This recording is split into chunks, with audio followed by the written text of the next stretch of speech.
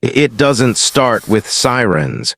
It doesn't start with explosions. It starts quietly. A power outage that lasts too long, empty shelves where food used to be, gas stations with lines that don't move, phones that suddenly stop working. One normal day, the systems you trust simply fail. And when SHTF happens, when everything breaks down at once, where you are becomes the difference between survival and disaster. Some places will adapt, others will collapse fast. This is the reality few people want to face. This story is about 7 U.S. states that become extremely dangerous when society starts to crack. Not because they are bad places, but because they are fragile in ways most people never think about. California is often seen as powerful and rich, but underneath it is stretched thin. Nearly 40 million people live there, most of them packed into massive cities. California depends heavily on imported food, long supply chains, and a water system already under stress. One major earthquake, one long blackout, or one supply chain failure would strand millions. Wildfires already shut down entire regions. In a real collapse, highways would clog in hours, fuel would vanish, and escape would become impossible. Once panic starts, California turns into a trap. New York is built on constant motion. Trains, elevators, power, daily deliveries. When those systems stop, life stops.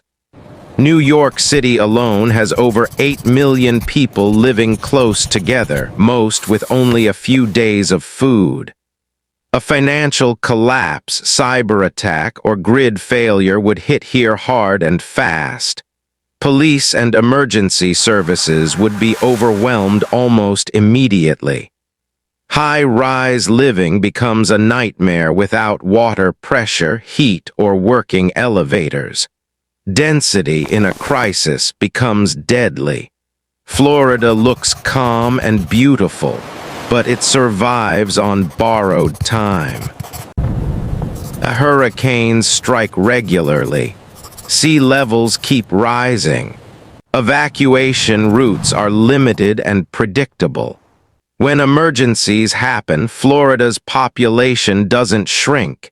It explodes with tourists and seasonal residents all trying to leave at once. Fresh water is a hidden weakness, dependent on fragile aquifers.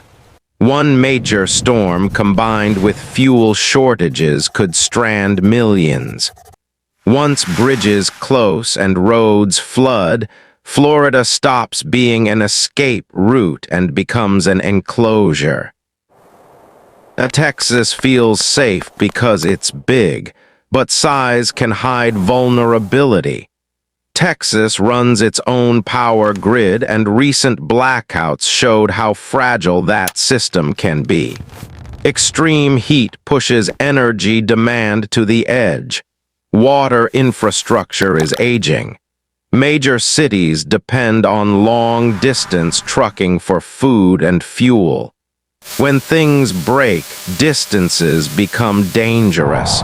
Running out of fuel in Texas is not an inconvenience. It can be fatal. In a serious breakdown, urban Texas would struggle long before rural areas stabilize. Louisiana has already lived through collapse many times. Hurricanes, floods, and repeated evacuations have exhausted both infrastructure and people. Much of the state sits below sea level, protected by systems that require constant maintenance. In a nationwide breakdown, Louisiana would be hit early and recover last. Food shortages, fuel scarcity, and damaged supply lines would appear fast. When SHTF happens everywhere, there will be no outside help coming this time. Illinois becomes dangerous because of one massive anchor, Chicago. The city depends on long supply chains, steady power, and constant movement. If trucking slows or banking systems fail, instability begins within days. Panic spreads quickly in dense urban centers. Highways clog almost instantly. Once that happens, leaving becomes nearly impossible. When a major city collapses, it pulls surrounding areas down with it. Nevada looks empty and open, but survival there is borrowed. Las Vegas exists only because water and power flow non-stop from outside sources. Stop that flow and the city cannot sustain itself. Extreme heat, limited agriculture, and near-total dependence on imports make the desert unforgiving. Miss one resupply and survival clocks start ticking. In a true collapse, deserts offer no second chances. There is a pattern most people miss. The most dangerous places during SHTF are not poor or weak, they are complex.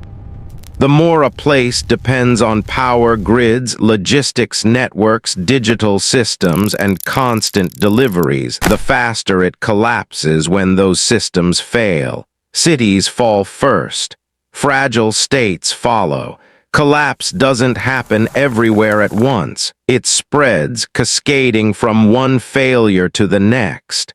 By the time panic is visible, it's already too late. Escape routes close. Fuel disappears. Information becomes unreliable. The smartest move is not running in fear. It is relocating in calm before the warning signs turn into alarms. SHTF doesn't announce itself. It whispers. Then it roars. And when it does, being in the wrong place can trap you inside the worst moment in history.